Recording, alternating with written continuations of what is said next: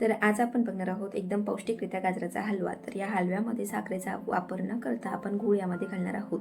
तर त्यासाठी भरपूर अशा टिप्स आहेत, तर त्यासाठी हा व्हिडिओ पूर्ण बघा।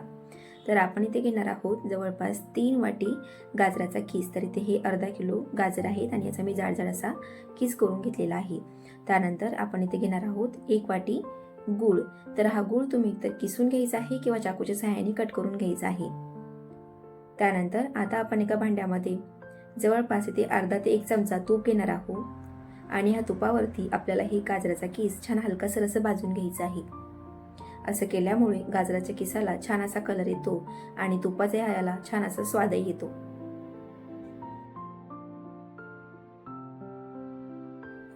तर 1 ते 2 मिनिटभर मी ह्या गाजराचा किसाला छान व्यवस्थित असं परतून घेतलेला आहे। त्यानंतर आता आपल्याला यामध्ये दूध घालायचं आहे।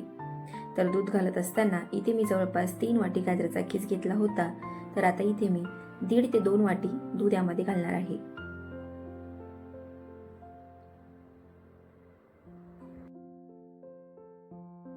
दूध घातल्यानंतर आता हे सर्व छान असे एकत्रित करून घ्यायचं आहे।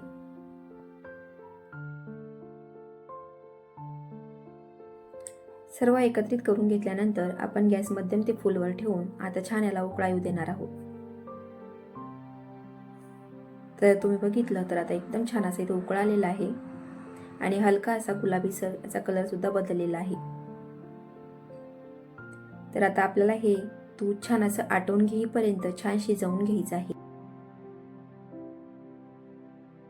आता मी इथे गॅस फुल ठेवूनच हे दूध छान असं आटवून घेत आहे।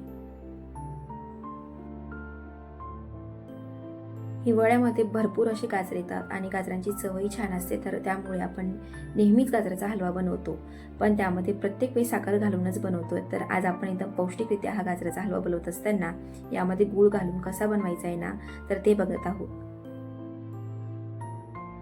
तर आता तुम्ही इथे बघितलं तरी हलव्यामधलं दूध आता बऱ्यापैकी आटत आलेलं आहे। आता आपण यामध्ये गूळ घालून घेणार आहोत। आपण नेहमी गाजराचा हलवा बनवत असताना दूध आणि साखर एकत्र टाकून ह्या गाजराचा किसाला छान असं शिजवतो, पण गुळाचा हलवा बनवत असताना असं बिलकुल करू नका। तर दूध आटेपर्यंत तुम्ही अजिबात यामध्ये गूळ घालायचा नाही, नाहीतर ते दूध फुटू शकतं।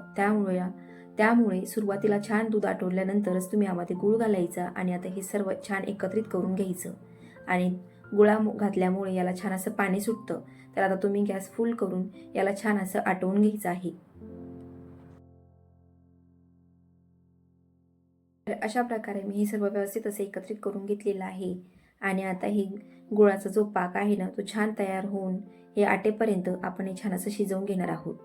पण तुम्ही गॅस फुल ठेवून जरी शिजवत असाल तर सारखं तुम्ही चमच्याने त्याला हलवत राहा, नाहीतर तो बुडा लागू शकतो।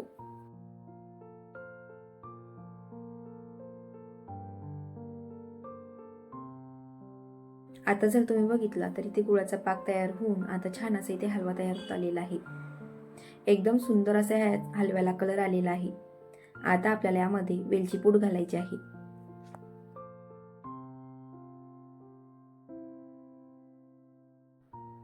व त्यानंतर इथे मी एका छोट्याशा पॅनमध्ये 1 ते 2 चमचे तूप घेणार आहे व बदामचे काप व मनुके यामध्ये तळून घेऊन या हलव्यामध्ये घालणार आहे।